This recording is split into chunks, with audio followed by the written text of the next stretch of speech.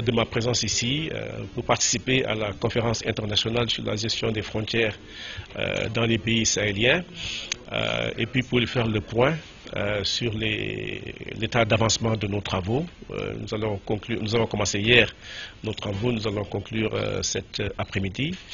Et je lui disais que ce qui ressort dans la conférence, c'est que les questions qui se posent actuellement au niveau du Sahel ne peuvent pas seulement être résolues sur le plan sécuritaire. Il faudra travailler sur le nexus sécurité et développement et que ceci était extrêmement important. J'ai profité de l'occasion pour saluer le gouvernement pour l'accord de paix d'Alger et dire toute notre disposition et disponibilité en tant que Nations Unies et PNUD en particulier pour appuyer la mise en œuvre de l'accord de paix. Et saluer aussi l'effort assez innovateur que le gouvernement a lancé pour la mise en place d'un cadre stratégique pour la relance de l'économie et le développement durable.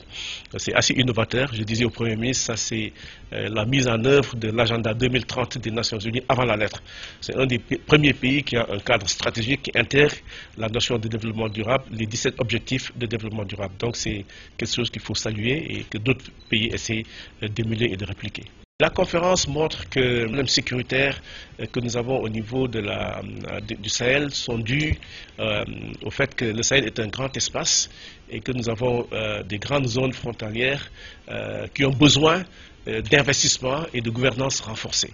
Et que la gestion de ces espaces-là doit transcender un peu la gestion nationale et invoquer la gestion sous-régionale. Et c'est pourquoi nous avons des ministres et des experts multidimensionnels qui sont ici.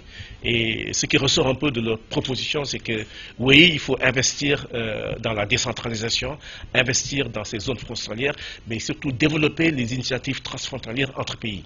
Ça existe, mais il faut aller à grande échelle pour profiter un peu de cette grande territorialité qu'est le Sahel. Comme ça, les frontières ne seront pas des murs de division, mais beaucoup plus des traits d'union. Et nous allons avoir des propositions concrètes qui vont aller dans ce sens-là.